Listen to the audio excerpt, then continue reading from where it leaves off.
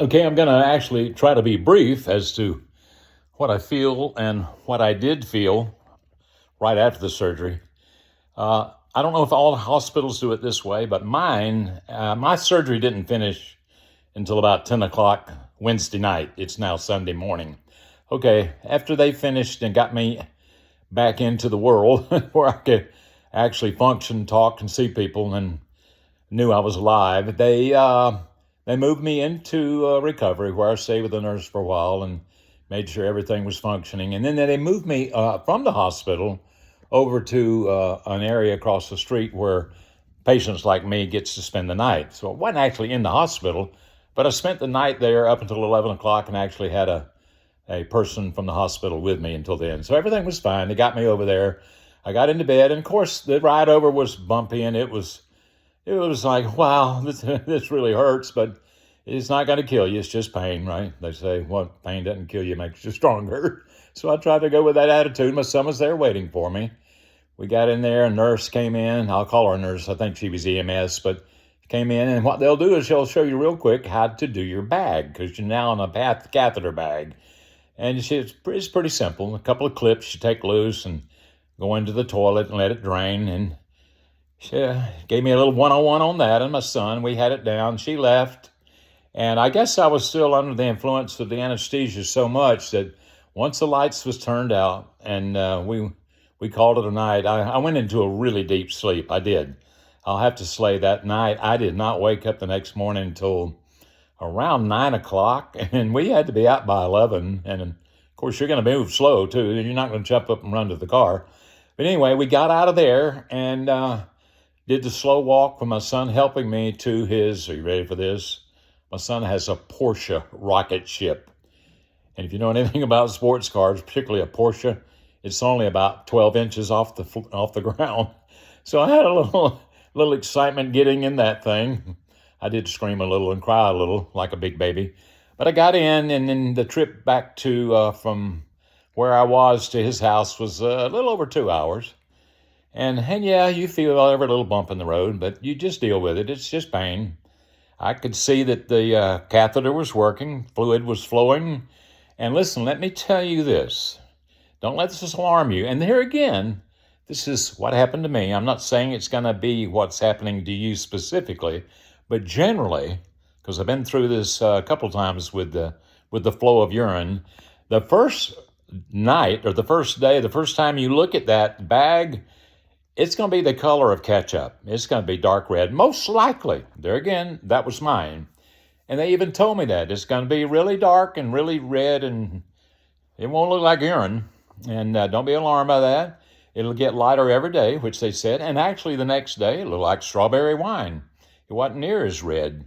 And actually on the third day, it looked like urine, and it was actually yellow. Not trying to be graphic here, but we all know what color urine is. So now we're into the next day. I'm a couple of 100 miles away from the hospital. I'm in my son's house, and I woke up that morning and I thought, man, this is a piece of cake. I even got myself out of bed on my own, stood up. I didn't scream with pain, unhooked my bag from the edge of the bed, walked to the bathroom, emptied it on my own. My son comes in, what are you doing? I said, I feel fine. I'm amazed at how good I feel. Well, you know how kids are. You better get back in bed. Well, I stayed up about 10 minutes. He fixed me some breakfast, and I went, okay, let me do the right thing and go back to bed. Because the medical people had said, move around at least 4 times a day. 3 to 4 times a day was what I was told. So I said, okay, I got one under my belt. I feel great. Even begin to text my friends and say, man, I feel amazingly well. I got this. And got up the second time, which was around noon. And by the way, you will probably be told this, drink lots of good water. I did 2 liters a day, okay? Whatever they tell you, that's what you do. So I did. I was pouring that water in because that really helps keep things moving out of the kidneys in through your tube to your bag. So at the end of the second day, I had my 4 rounds that I got up, moved around. I tried to be careful. I got back in bed. I'm thinking, well, I'm going to wake up tomorrow morning, which will be the second day, basically, after being to my son's house, and I'll be even better. I even told my friends, I'm going to be even better tomorrow. That was wrong. I didn't sleep hardly any that night. I was in pain. My abdominal muscles hurt. I couldn't move hardly a bit without going, oh, what has happened? And then the next morning I went, oh, I've gone backwards 2 days. I mean, really, that next day I was going, I can't believe this. How did this happen?